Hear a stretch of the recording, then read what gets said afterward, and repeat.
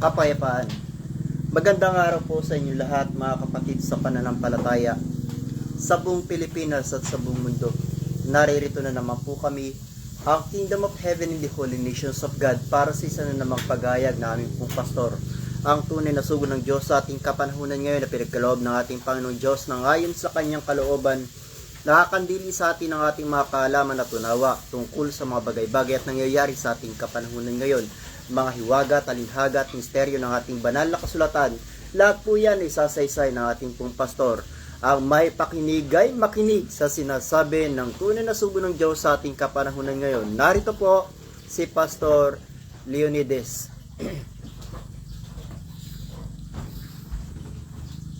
Well, hangad ko ang magandang umaga sa inyo lahat, Pilipinas at buong daigdig. Bakit kasi napakatigas ang ulo nyo?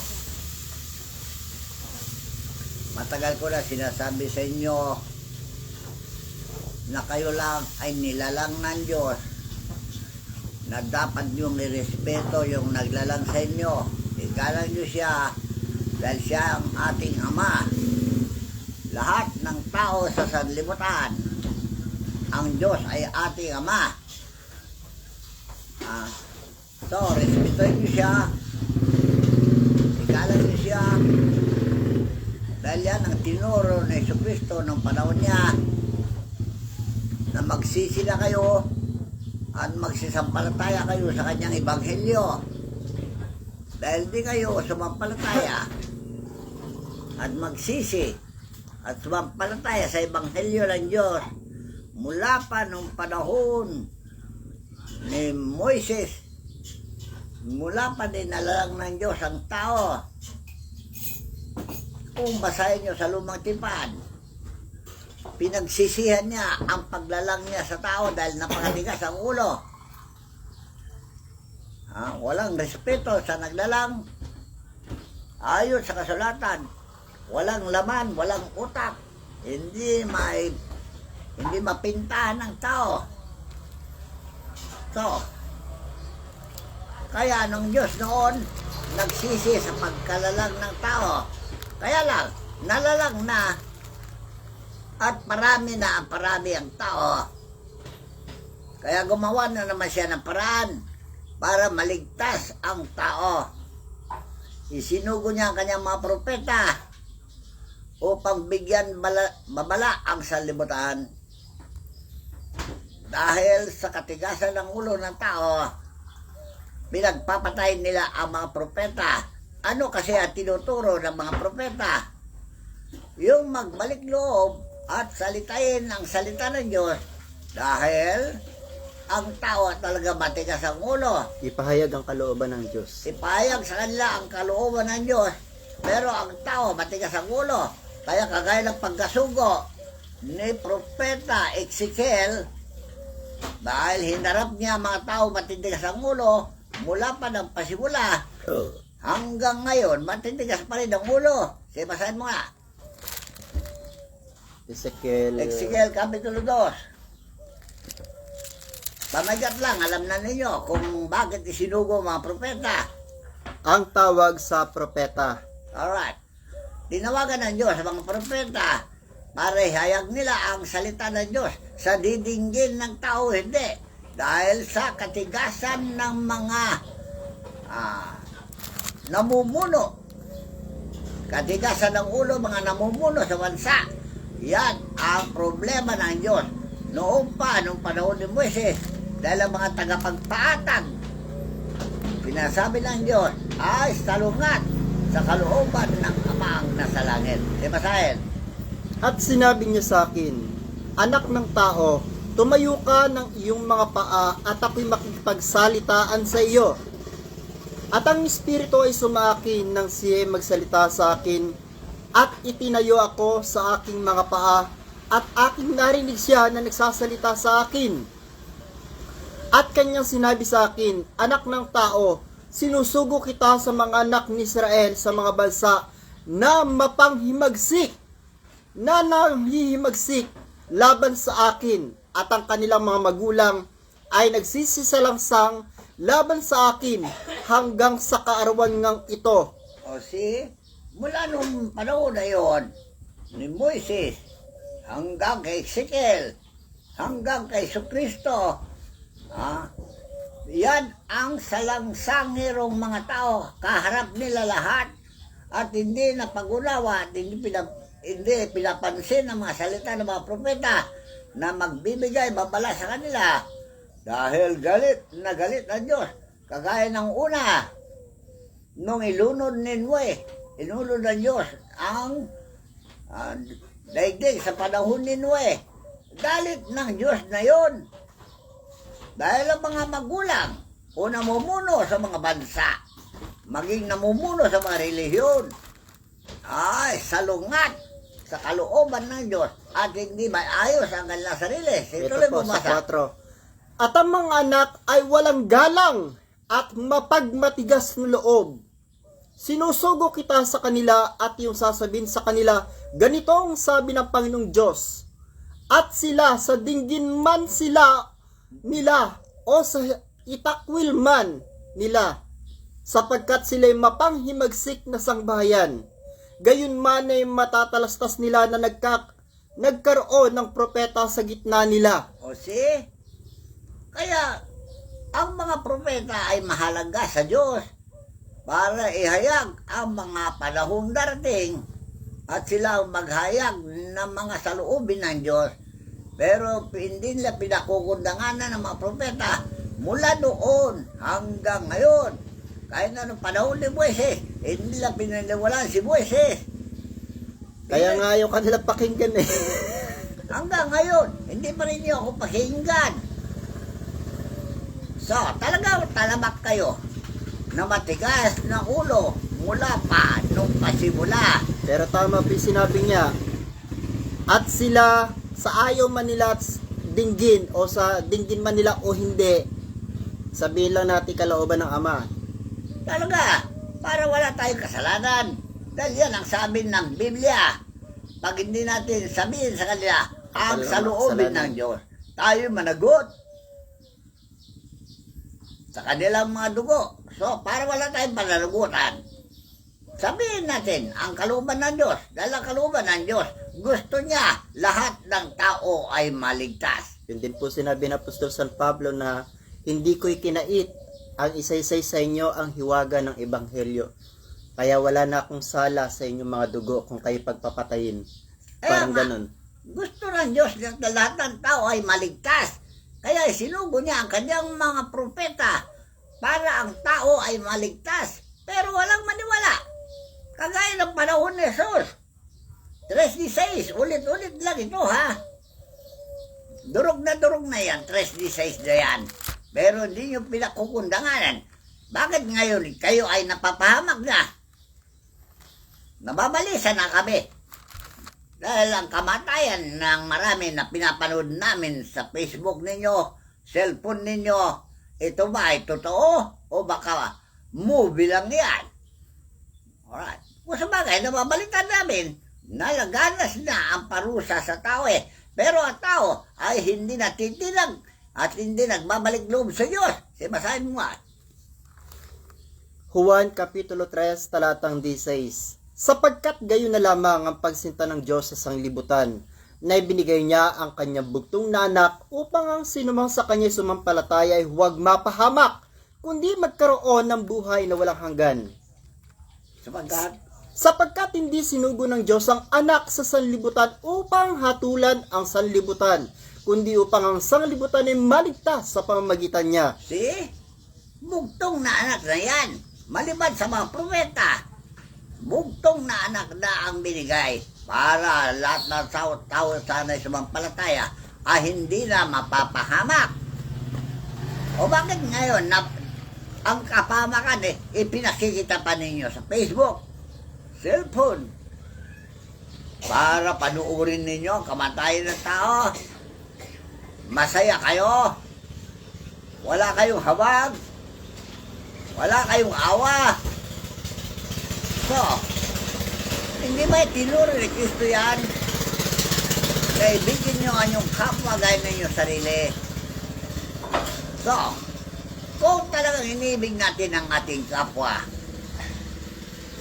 ang tanging makapipigil lang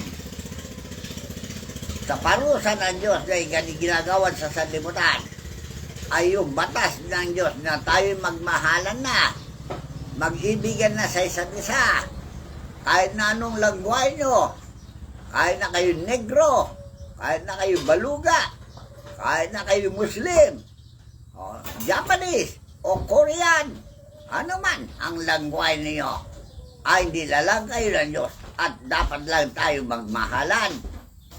Paano pagmamahalan? Magturuan ang bawat isa sa ikabubuti ng kanyang kapwa, lalong-lalo na ang mga namumuno sa bansa at mga namumuno ng mga relihiyon. Ipairal dito pag-ibig sa kapwa. Alright, so, itong pag-ibig sa kapwa ay batas ba? Batas yan ng Diyos. Basahin. Ibigin mo ang Diyos na mahigit sa lahat at ibigin mo ang kapwa mo gaya ng sarili mo. So, dahil sa kayo walang pag-ibig sa kapwa, dahil nawalan na kayo ng pag-ibig sa kapwa, o yan na, nangyayari. Ano ang pag-ibig sa kapwa? Huwag gagawa ng kapabakan ng kapwa. Ito ay nagmumula sa mga tinatawag ninyo group of 5, group of 6, group of 7, o group of 20. Isang grupo na walang awa sa tao dahil gumagawa kayo ng mga formula na akala nyo ikabubuti ng mga tao at yan naman ay kapamahamak ng tao.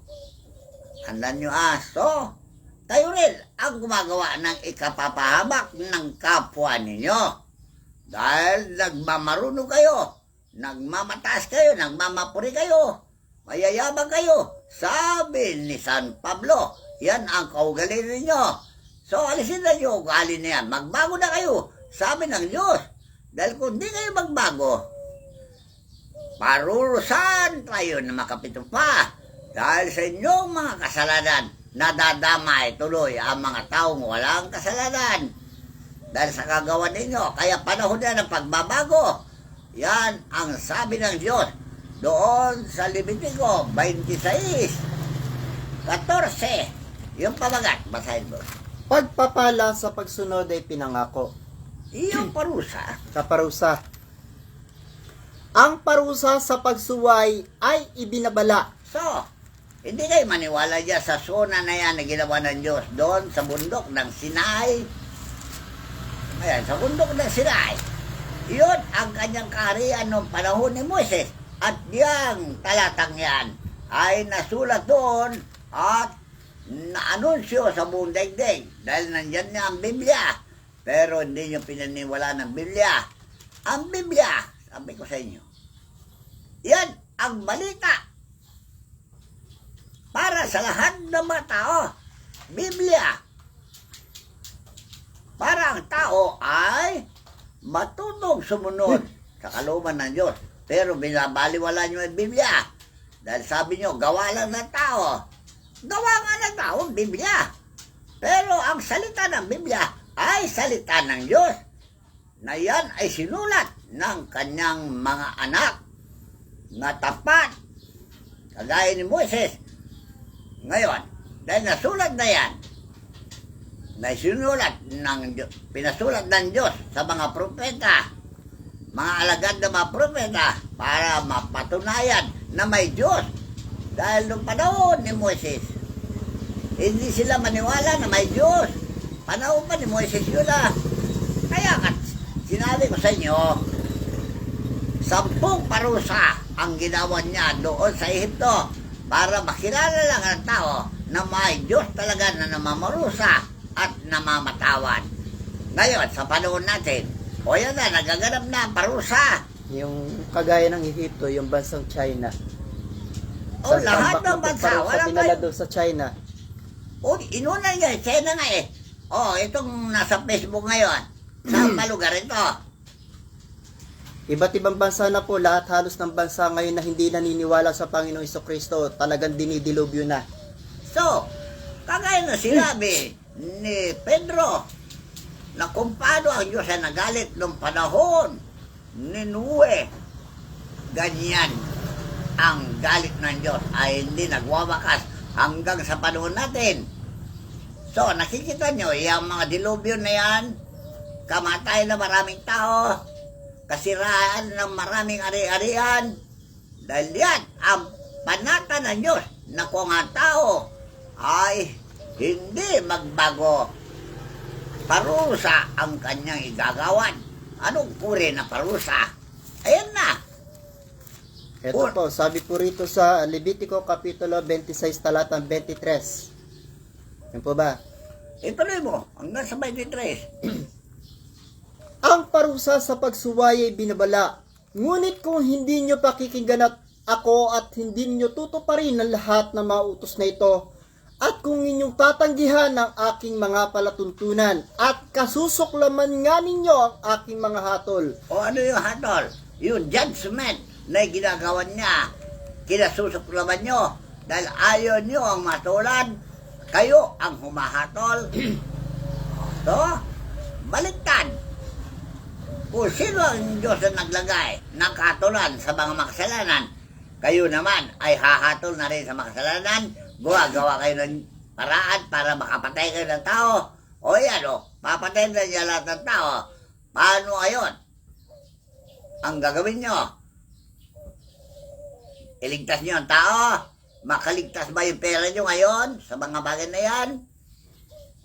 Makaligtas ba yung mga rescue ninyo ngayon sa mga bagay na yan? Asan yung sinasabi nyo nag-train kayo ng pag-rescue?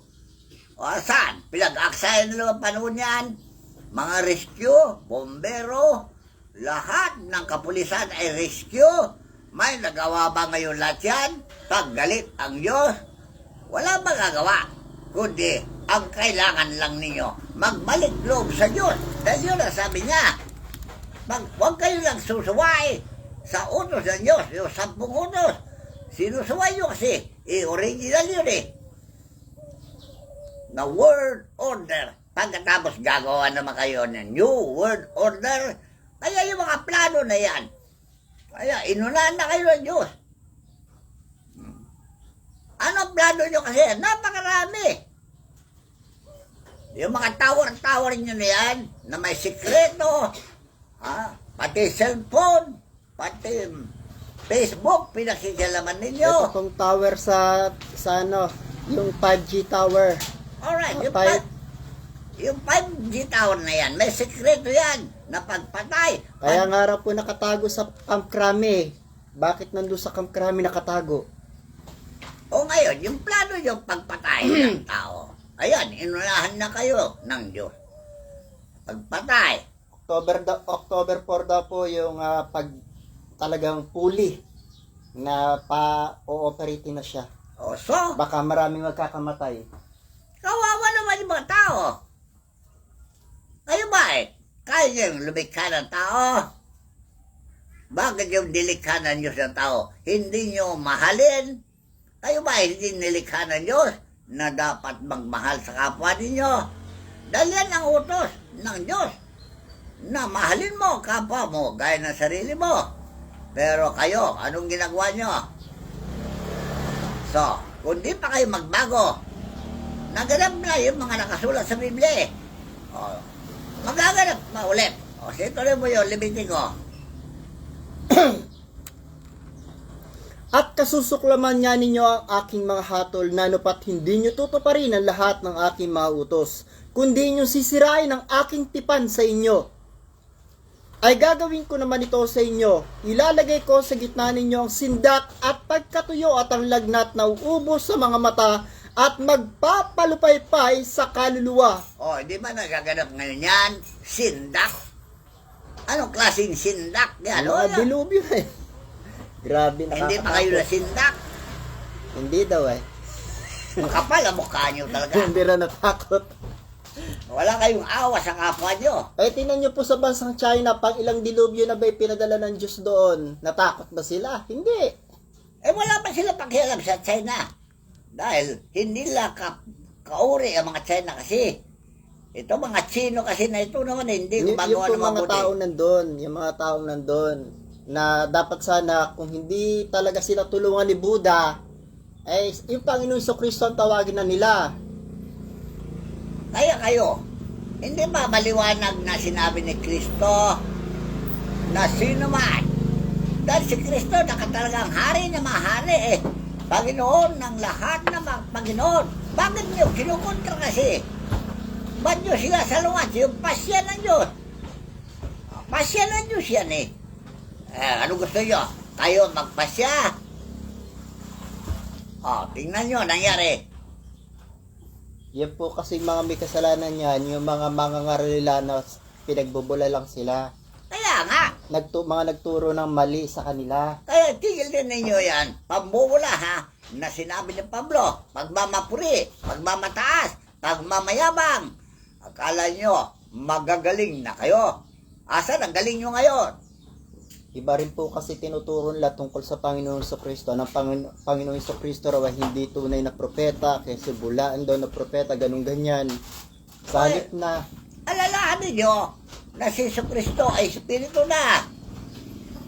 Sino man magsalita laban sa Espiritu ay hindi patatawarin. Tandaan ninyo. Katulad nyo si Jesucristo, kung sino ang itinalaga ng Diyos, siya ang ayaw ninyo. At gusto nyo palitan si Jesucristo. pinalitan na kasinungalingan ng katotohanan. Talaga, yan ang sinabi ni Pablo. Ang katotohanan, pinapalitan nyo kasi malingan. Hindi kayo maniwala. Kaya yung handle ni Jesucristo ay nasa inyo na kayo ay anak ng demonyo. Kaya nga po nagkakamali rin yung mga tao dahil nga po sa mga tagapagturo, iba po yung tinuturo nila.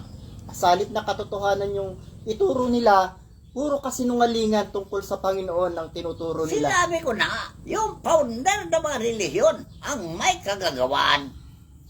Yung nagtayo ng relihiyon o paniniwala na mali naman. Sino po kawawa ngayon? Yung mga tao na papahamak na, nagkakamatay na. Mapahamak lahat ang inyong mga sinasakupan. Tanan nyo. Sinabi na sabi niya noong 1990s, sinabi niya na lahat ng relihiyon pababagsakin niya at madadaganan ang mga membro. O yan o, sino yung mga membro nyo? Yung mga taong bayan na sinasakupan ninyo, madadaganan. Ibig sabihin, mapapahamak lahat. Kasi nga po kung titingnan nila yung lahat ng dinidilog yung bansa, karamihan puro bansang Muslim. Bakit po? Eh talaga, original na Muslim ang kaaway ni Jesucristo. Dahil yung mga Muslim, kababayan ni Jesucristo, dahil si Jesucristo ay Muslim. Pero tinakwil siya. Ayaw nila yung Muslim na mabait. Gusto nila Muslim na gahaman sa pera, walang pag-ibig sa kapwa. Pinagpalit nila si Jesucristo sa taong mararahas. O yan, ngayon, ang ganti ng Diyos ay nagaganap na dahil yung bugtong na anak niya, Muslim yan, tandaan nyo. Lahi ni Abraham yan. Galing sila sa Ehipto na binihag ng Ehipto. Nakalaya sila at dumami ang lahi nila kay Abraham hanggang sa panahon natin dahil pangako ng Diyos kay Abraham na pararamihin niya kanyang lahi o angkan. Anong klase ang angkan? Angkan na mga mananampalataya sa Espiritu Santo. Yan ang mga angkan ni Abraham. Dahil si Abraham, nakakausap niya ang Espiritu. Nakakausap niya ang Ama. Dahil ang Ama ay Espiritu. Si Jesus ay Espiritu. Si Abraham ay Espiritu ngayon. Nakakausap namin sila lahat. Bakit hindi niyo paniwala ng mga Espiritu? Mayroon ba nagsabi na hindi yung paniwalaan si Jesucristo? O kayo lang ang nagkakatha? Isa lang po hula ko dyan, walang bumababang banal na espiritu sa kanila, kaya ayaw nilang ipangaral. Talaga? Hindi ba pinangako ng Diyos na ibubuhos niya ang kanyang espiritu sa lahat ng tao? Bakit hindi kayo nabuhusan ng espiritu? Dahil hindi yung paniwala ng mga espiritu eh. Ang Diyos sa espiritu, sabi na nga ni Jesus, ipinakilala na nga niya na siya nasamba niya ay Ama sa Espiritu at katotohanan. Si basahin mo. Hindi paniwalaan ang Espiritu. Sige, sino paniwalaan nyo? Yung mga group of 5, group of 7, group of 20. Tao lang yan, hindi Espiritu yan. Naglikha na naman sila ng robot, AI, artificial intelligence, para kompetensya nila ang Diyos. Sige, basahin. Juan Kapitulo 4, talatang 22. Sinasamba ninyo ang hindi ninyo nalalaman. O ito, para sa inyo, mga Muslim, kahit na lahi kayo, Inchik man, Amerikano man, Negro man. Hindi po ba nila napapagbulay-bulayan yung nangyayari sa itim na bato? Binaha sila ng insekto ron habang sila nag-aayuno. Ayun, paniwala nila eh. Original na tradition nila yan. Sige, kunin niyo ang bato. Ay, iligtas kayo yung bato. Kung kaya niya kayo iligtas. Eh baka ipukpok lang sa kanila yung bato. Hindi niyo alam yung bato. Ano meaning ng bato? Anong kahulugan ng bato? Yung batong itim. Si Jesucristo eh, bato. Tandaan niyo yan. Batong buhay. Kaya pala sinasamba nila yung batong itim. Eh, mali naman kasi. Bato, sabi ng Biblia, sinasamba ninyo. Yung batong buhay, hindi nyo sinamba, na siya si Jesus. Hindi ba binasa ko na sa inyo? Ayaw nga po nilang tanggapin ang Panginoon Jesucristo. Oh, yan ang dahilan. Tigas ang ulo nyo. Oh, gusto nyo mamatay lahat? Ayun na. Eh, si Propeta Muhammad yung kinikilala nila, hindi ang Panginoon. Bakit? Si Muhammad ba ay nilagay sa tatsulok? Yan, hindi. O si Kristo ay nilagay sa tatsulok? So, mag-isip-isip na kayo. Magbago na kayo, ha? Ang prinsipyo. Kawawa kayo. Tingnan nyo ang tao na mamatay. Milyon-milyon na. Hindi kayo nahabag. Lalo mga bata na walang kasalanan na dadamay dahil sa inyong mga katarantaduhan. Kaululan. Dahil walang utak kayo. Original yan. Nung Henesis, nung likayin pa ng Diyos ang tao, walang utak. Walang laman ng utak. Ay, ibig sabihin ngayon, kasabihan ninyo, walang coconut. Okay na. Wala kayong coconut. Mayroon ka kayong utak. Walang silbi. Hindi nyo ginamit sa wasto ang inyong mga utak. Mayayaman kasi kayo. Porque mayayaman na kayo. Kayo nang kontrolin ng tao. Alam, makontrol ba ninyo yung dilubyo na yan? Sige, kontrolin nyo. Kung tagal, matatalino kayo. Indeksyonan nyo. Yung tubig, baka sakali lumiit. Vaccine na nila. Pati robot, vaccine na nila. Sige, indeksyonan nyo yung dagat para hindi lumaki. Formula kayo na formula ng kung ano-anong formula niyo. Ayan. Sige, pagalingin nyo yung dagat. Pagalingin nyo lupa. Indeksyonan nyo para hindi lumindol.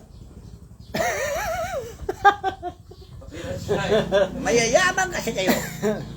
Kala nyo, mag-formula kayo. Wala namang silbi yung formula ninyo. Ayun po, pinapangaral nila ang vaccine daw ang kaligtasan ng sangkatauhan. Sige nga, indeksyonan nyo yung dagat para hindi lumaki. Indeksyonan nyo lupa para huwag lumindol. Gawin nyo lahat. Hindi po natin alam kung gaano kalakas ang mensahe ng Dr. Jose Rizal Lalindol. Hindi po kaya sila Hindi na natatakot. paniwalaan yan. Nababahala. Hindi na paniwalaan yan. Eh, bahala na sila. At least sinabi ni Dr. Jose Rizal na may magaganap. Kasi huwag na kayong maniwala pa sa aming mga balita. Dahil talaga matigas ang ulo nyo. O, gaya na pinabasa ko sa inyo. Ezekiel. Ulitin mo. Dahil ang mga magulang matitigas ang ulo. Matitigas ang puso. Batong, yung puso lang, pusong bato. Yung utak nila. Ha? Ewan ko, ano nasa utak ninyo. Utak kayong tutubi. At sila sa didinggin man nila o sa itatakwil man nila sapagkat sila'y mapanghimagsik na sangbahayan Gayunman ay matatalastas nila na nagkaroon ng propeta sa gitna nila. O, anong propeta? Anong meaning ang propeta? Hindi ba alam na niyo sa dictionary? An inspired interpreter of God's word. Hindi Kaya kasi- yung salita, marinig niya at i-interpret niya sa harapan ng mga tao. Yan ang propeta. At hindi rin po sila naniniwala na may propeta pa ngayon. Dahil ang huli propeta raw. Ewan ko ba? Kaya kayo mga, nauulon na kayo talaga. Nakagat ka yata ng aso. Makabandag na aso. Wala na sila Alam niyo kung sino pangwalaan. makabandag na aso? Si Satanas. Kinagat kayo. Kaya ganyan, nauulol na kayo. Nababaliw na kayo. Hindi paniwalaan yung Diyos? Paniwalaan yung Satanas? Baka nagkabaliktad ata. Bakit? Dahil may pera siyang bigay? Kayamanan na bigay ni Satanas eh.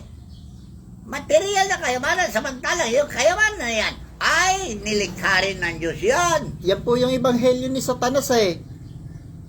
Sige, basahin mo nga. Mateo Kapitulo 4 Talatang 8. Yung pabagat muna. Wala po. 4-1. Nang magkagayo inhatid ng Espiritu Santo sa Jesus sa ilang upang siya tuksuhin ng diablo. Alright. Maliwanag ha. Ano ibig sabihin nito? Pinagsabong sila. Jesus at si Diablo nagsabong. Naglaban ng tagisan ng talino. Inuutakan ni Satanas si Jesus. Pero si Jesus ba ay nautakan niya? Hindi. Sige. Sa 8 po. Sige na. Muling dinala siya ng diablo sa isang bundok na lubhang mataas at ipinamala sa kanya ang lahat ng mga kaharian sa sanlibutan at ang kaluwalhatian nila. At sinabi niya sa kanya, lahat ng mga bagay na ito ay bibigay ko sa iyo kung ikaw ay magpapatira pa at sasambahin mo ako. So, maliwanag na lahat ng sumamba kay Satanas ay yumaman. Eh, ang yayaman na po nila ngayon, puro na sila mga bilyonaryo, trilyonaryo na. Kaya nga, sinusunod na ninyo ang kapritsyo ni Satanas. Oh, tada. Dahil mayaman na kayo, wala na kayong ginagalang na Diyos, na Espiritu Santo. Mayroon po isang pari nagsalita niyan. Sinabi niya kay Duterte, Hoy Duterte, kung sa Diyos nga, hindi kami natatakot sa iyo pa.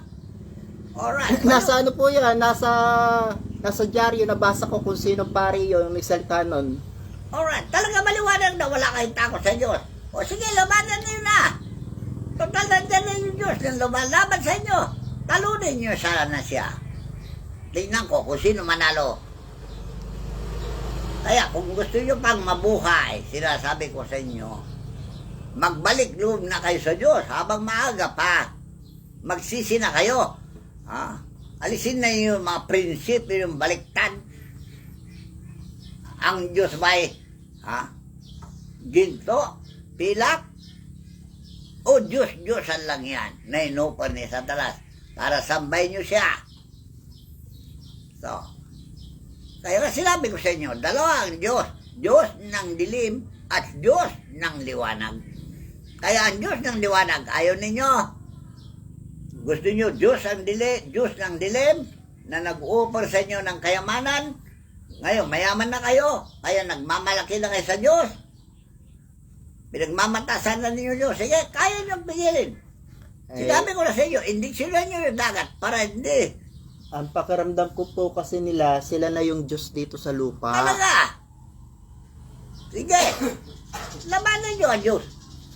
Kaya po pala sinabi ng Ama, ang marumi ay magpakarumi pa, at ang liko ay magpakaliko pa. Yung po pala sinabi niya. Talaga. Kaya pala hinahayaan na sila kung ano yung gusto nilang gawin sa buhay Kaya nila. sige, magpatuloy ba kayo sa kalikuan ninyo? Dahil darating talaga sa... Lumalungat kayo para ibigay niya na rapat sa inyo. Dahil pinagbilinan na kayo ng mga Panginoon at ang mga apostol. O ito, bilin ng apostol, San Pablo, Roma 8:1.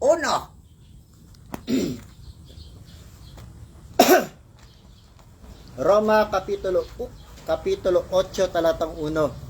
Ngayon ngay wala nang anumang hatol sa mga nakay Kristo Jesus. O si, Ang sarap naman. Dito bakit na ako. kayo nahahatulan ng kamatayan ngayon? Dilo-dilubyo. Dahil hindi kayo makakristo. Hindi kayo kristyano. Kaya ayaw nga po nilang tanggapin, itinakwilpan nila eh.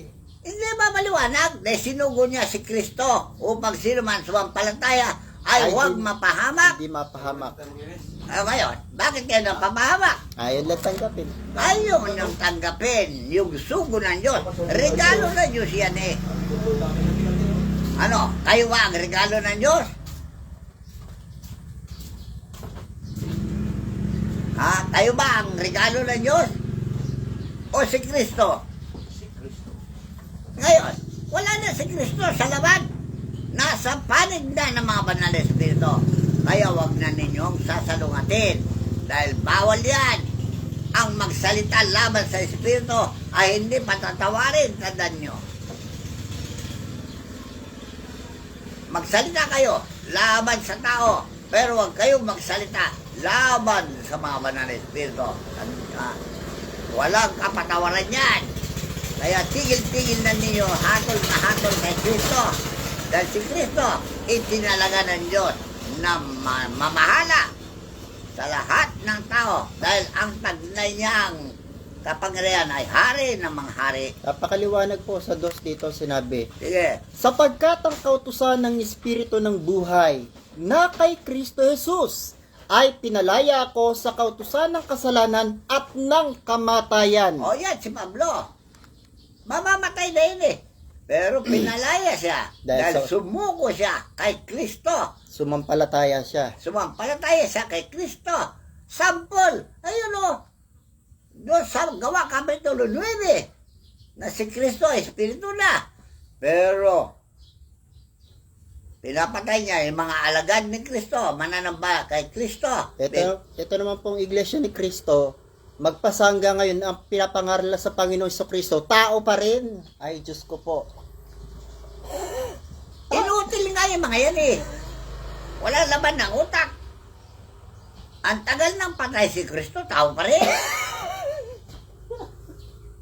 Nasa panig na siya ng banal na espiritu eh. Tao pa rin. Mga ulupong. Parang yung sanggol, after 3,000 years, tao pa rin. Kaya Sanggol magulisin pa na rin. kayo katotohanan na huwag na ninyong lulukuhin ang inyong mga sarili. Dahil pag nagsalita kayo ng kasinungalingan, kayo rin ang mahatulan. Tandaan nyo. Alright.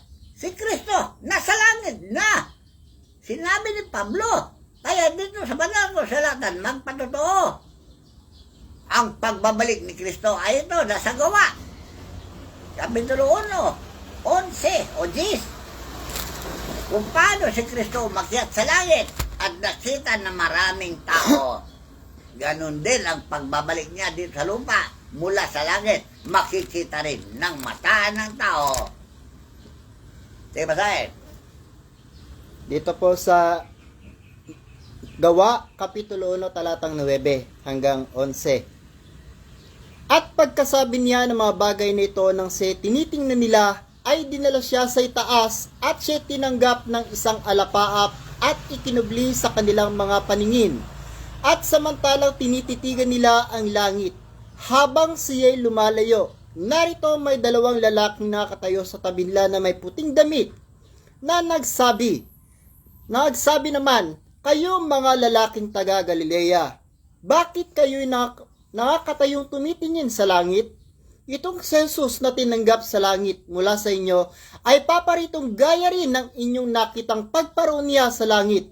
O, kita na kung paano pag-akyan niya sa langit bilang kaluluwa na o espiritu na siya. Ganyan din, pagbaba niya mula sa langit, espiritu na siya, hindi tao. Gamitin yung utak nyo ha. Kaya tama yung sinabi ng Diyos nung Ineses. Ha? Nung lalagay niya tao, walang utak, walang laman ng utak. Hanggang ngayon, walang laman ng utak. Kaya nga po pinagbawal ni San Pablo yung mangaral, yung mga hindi isinusugo o yung mga hindi isinugo. Eh, paano sugo sila? Walang utak. At si Ang Propeta, sinusugo ng Diyos, yun lang, may utak. at si Propeta Malakyas naman po ay tinutulan na niya yung mga nangangaral na hindi banal. Talaga. Banal ba kaya? Nagbamanal-banalan lang yan. At Kunyari banal, dahil may hawak sila Biblia, banal na. Porque nakapagsalita sila ng kabanalan, banal na. Hindi naman nagbago ugali niya. Siya At pa sabi rin. naman ni Propeta Isaias, kaya sila nagpupumilit magturo dahil sila yung mga aso na malaki yung pakinabang. Kinagat nga nila yung alok ni Satanas eh. Magpapayaman. Basta sumunod ka, yayaman ka. Ano yung gusto ni Satanas? Magsinungaling kayo para yumaman kayo. Lukuin yung mga tao para yumaman kayo. Ginawa nyo ang pangalan ng Diyos na puhunan ninyo Kawawa sa naman po. negosyo. Pangalan ng Diyos pag ninegosyo ninyo. Kawawa naman po yung mga taong naloko. Manluloko kayo talaga. Pangalan ng Diyos, ginawa nyo kampanya ng pera. Pumasok kayo sa kanya na langit. Yumaman kayo. Yan ang sabi nyo. Tandaan nyo, sinasabi ko kasi, basahin mo. Roma 8. Ituloy mo. Roma Kapitulo 8, 4. 4. Upang ang kahilingan ng kautusan ay matupad sa atin, na hindi nagsisilakad ayon sa laman, kundi ayon sa Espiritu. Alright, lumakad na ba kayo ng ayon o turo ng Espiritu? Lumakad na ba kayo ng turo ng Espiritu? Wala naman po nagtuturo tungkol sa kanila sa Espiritu eh. Depende yung relihiyon nyo. Dahil ang relihiyon ni Kristo, binigyan niya ng Espiritu ng mga aliw.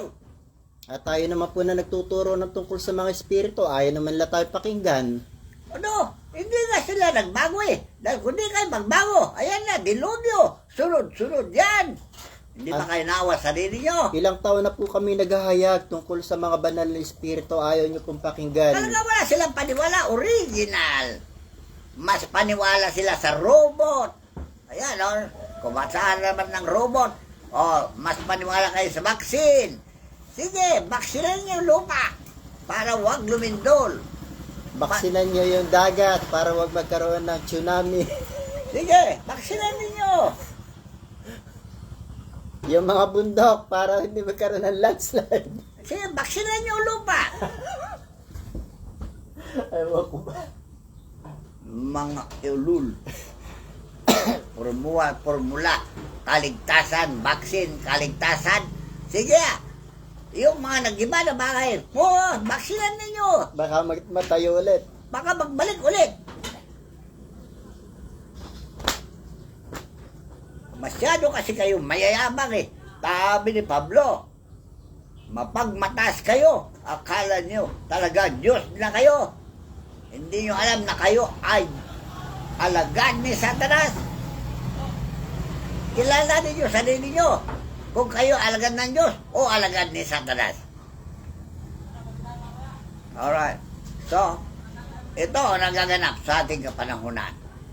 Magbago na kayo para magkaroon na ng kapayapaan sa buong daigdig.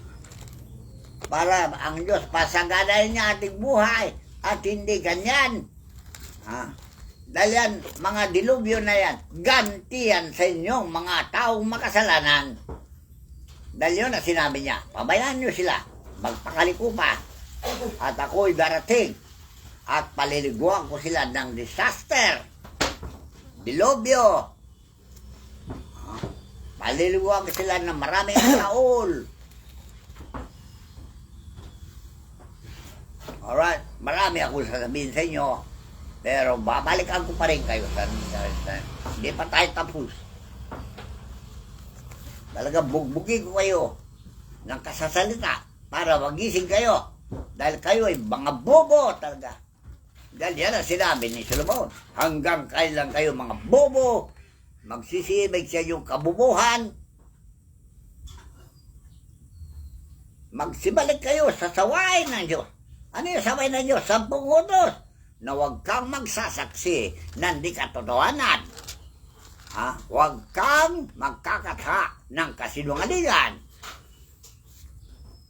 Dahil sa kang maging saksing sinungaling. Huwag kang magbibintang at huwag ka na rin magnanakaw at huwag kang papatay. O, sino ngayon ang pumapatay? Baksin, pumapatay? O, Diyos, pumapatay din o. Dilubyo, pumapatay. Bagyo, baha, pumapatay. Sino may likha yan? Diyos mismo. O sige, labanan nyo ng baksin. Indiksyonan nyo yung dapat yung diksyonan. Dahil sabi nyo, kaligtasan ng baksin. So, ito na po yung huling mensahe. Galing po ito sa kay Haring Solomon. Hindi, tuloy mo muna yung Roma. Kala ko tapos na. Yan, ang last remark. Ayan, huling payo namin sa inyo.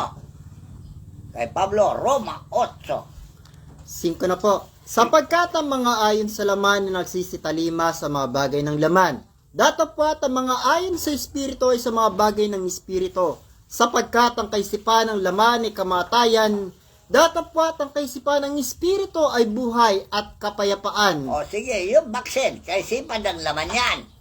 Sige, kamatayan. Milyon na po yung nagkamatay. Hindi na kaisipan sila ng laman. Hindi naman sila nagising. Produkto ng laman niya ang baksin na yan. Hindi naman po sila nagising kahit milyon na yung namatay. Dahil ayaw rin pong ibalita ng mga reporter na maraming nagkamatay sa baksin. Sinungaling na sila. Situloy mo, Roma 8. Sapagkat ang kaisipan ng laman ay kamatayan, datapwat ang kaisipan ng Espiritu ay buhay at kapayapaan. Sige. Sapagkat ang kaisipan ng laman ay pakikipag-alit laban sa Diyos, sapagkat hindi napapasaklaw sa kautusan ng Diyos, ni hindi nga maaari. O sige, nampasaklaw ba kayo sa 10 Commandments? Ayaw nila. Yung 10 kumain. Ang gusto nyo, sige, kainin nyo lahat ng baksin. Lahat ng formula na baksin, kainin nyo lahat. Situloy mo. Ay.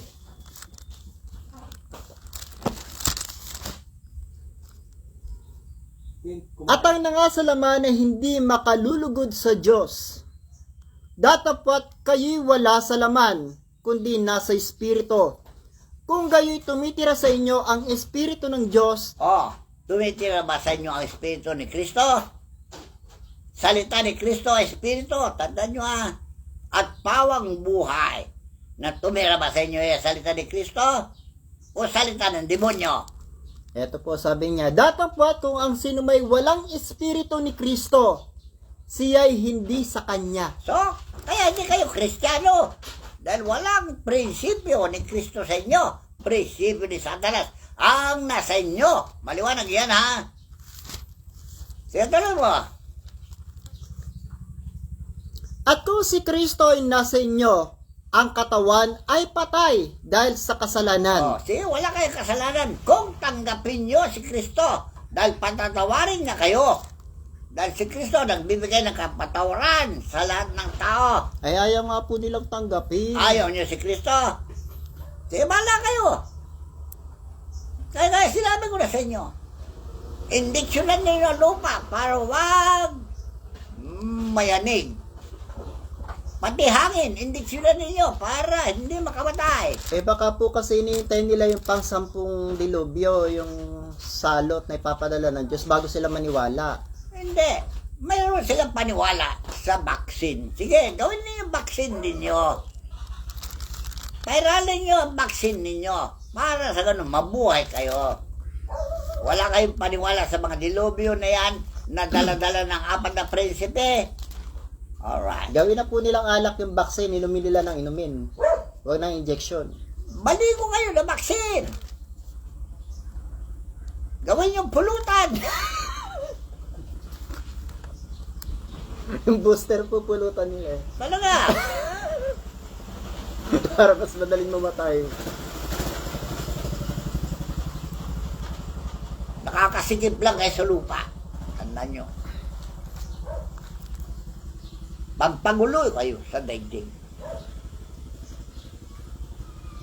Ayaw lang namin hilingin na kayo patayin eh. Kaya sabi ng Diyos, kung kayo manatili sa akin at ang salita ay manatili sa inyo, hilingin ninyo anong mangibigin. Hindi namin hinihilingan yung kamatayan. Hinihiling namin ang inyong pagbabago. Dahil pare-pareho tayong tao. Nilalang ng Diyos, ano man langway mo, inchik ka man, Amerikano ka man, negro ka man, baluga ka man, mahal kayo ni Kristo. Tandaan nyo ha. Kung hindi kayo mahal ni Kristo, hindi kami utusan na magsalita. Dahil ito ay paalala, pagmamahal sa tao para kayo magbago. Pero kung ayaw ninyo, sige lang, sabi ng Diyos, mamaya muli ko, magpakaliko pa. At ako'y darating madali at ilalampaso ko sila lahat. Sabi po ni Apostol San Pablo, 4.20 ng peso. Sige, basahin. Ngunit kayo'y hindi nangatuto ng ganito kay Kristo. Kung tunay na siya'y inyong pinakinggan at kayo tinuruan sa Kanya, gaya ng katotohanan na kay Jesus, at inyong iwan tungkol sa paraan ng inyong pamumuhay na nakaraan, ang dating pagkatao na sumama ng sumama, ayon sa mga kahalayan ng pagdaraya. Kasi, ipagmadali na yan. Pandaraya na yan. Panliling na yan. Pambobola na yan. Pagmadali ninyo. Panlilin lang sa tao. Panliling lang sa tao. Pagmadali ninyo. Ayaw yung bawat. Sige lang. Total sinabi naman ni Kristo eh. 1/3 lang ang populasyon. Matitira. Maghahari na ako. Pero sa mga gusto pong magbalik loob sa Diyos, ito po sabi niya. So habang maaga, habang hindi maubos yung tutor na yan, magbalik loob na kayo. Ito po, tuloy po natin. At kayo'y magbago sa espiritu ng inyong pag-iisip, at kayo'y magbihis ng bagong pagkatao, na ayon sa Diyos ay nilalang, sa katuwiran at sa kabanalan ng katotohanan. O yan, ang pagkalalang ng Diyos sa tao. Pero anong nangyari sa inyo? Iba na ang lumalang sa inyo. Si Satanas na. Ay, sila po yung mga natukso ni Satanas. So, tinukso kayo ni Satanas. Ayun, sige. Diyos nyo, Satanas. Sabi ni Jesus sa San Juan, Kapitulo 8, 43, 44. Ngayon, na 47, ang sabi niya, ang mga tao maka-Diyos ay makikinig ng salita ng Diyos. Dahil dito, hindi kayo maka-Diyos dahil ayaw makinig ng salita ng Diyos. Maliwanag ha? Di ba sa'yo? Bakit hindi nyo napag-uunawa ang aking pananalita? Sapagkat hindi ninyo mangyayaring dinggin ang aking salita. Kayo'y sa inyong amang dyablo, at ang mga nais ng inyong ama ang ibig ninyong gawin. Siya isang mamamatay tao buhat pa ng una at hindi nananatili sa katotohanan. Sapagkat walang katotohanan sa kanya kapag ka nagsasalita siya ng kasinungalingan, ay nagsasalita siya ng ganang kanya sapagkat siya isang sinungaling at ama nito. O ano kasi nungalingan? Baksin, kaligtasan. Ng sangkatauhan. Hindi makasinungalingan yan. Sige, baksinan nyo yung dagat para hindi lumaki. Eh hanggang ngayon po nagpapatuloy pa yung iba't ibang kumpanya. Kapag wala kang baksin, hindi ka pwedeng magtrabaho. Mga ulol, mga yan. Naulol ni Satanas. Dahil sila ay napahinan na salapi. Magkano kasi bayad ng isang baksin? $25.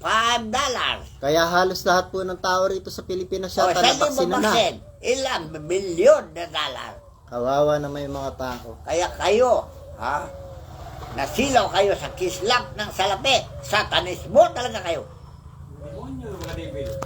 Kaya po sabi po ulit dito sa Efeso 7:5, kaya nga pagkatakwil ng kasinungalingan ay magsasalita ang bawat isa sa inyo ng katotohanan sa kanyang kapwa, sapagkat tayo'y mga sangkap na isa't isa sa atin. Tuloy mo. Kayo'y magalit at huwag kayong magkasala. Huwag lumubog ang araw sa inyong galit. Kaya kung galit kayo sa pera, sana lumubog na ang galit nyo sa pera. Galit na galit kayo sa pera. Gusto nyo sa inyo lahat ang pera. Mukha kayong pera talaga. Ito po maganda rito eh. Nibigyan daan man ng dyablo. Ang nagnanakaw ay huwag nang magnakaw pa. Parang ganito. Ang nambabaksin ay huwag nang magbaksin pa. Talaga.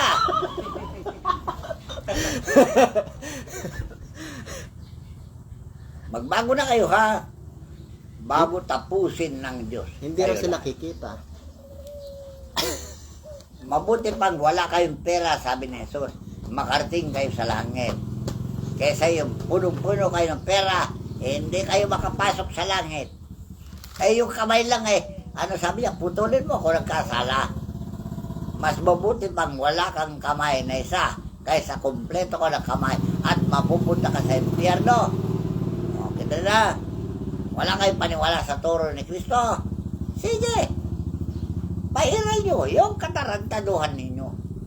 At sino mag-aani?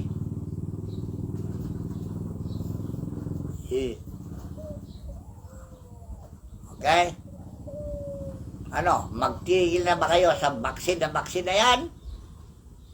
O ipagpatuloy pa rin ninyo, kayo mga satanismo, purokyano ni Satanas, alipin ni Satanas, anak ni Satanas.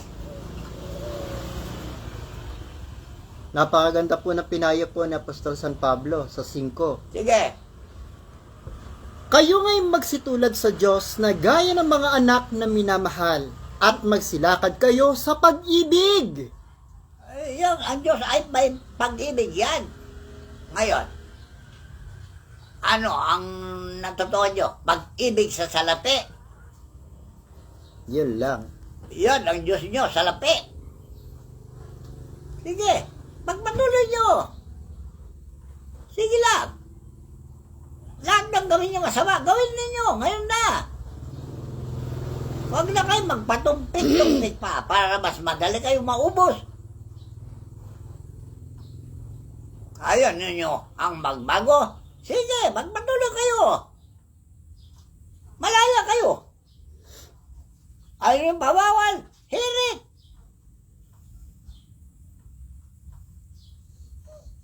Kaya ganito na. Ito po ang huling mensahe galing po kay Apostol San Pablo. Efeso Kapitulo 4, talatang 31 hanggang 32. Ang lahat ng kapaitan at kagalitan at pagkakaalit at kadaldalan at panglilibak ay mga lisnawa sa inyo, pati ng lahat ng masasama akala, at magmagandang loob kayo sa isa't isa, mga mahabagin. Huwag na kayo maging mahabagin. Pagpatuloy yung kawalangihan ninyo. Total, hindi naman kami mag-aani. Kayo, dahil yan ang sinabi ni Pablo, ano man ihasig ng tao'y aanihin niya.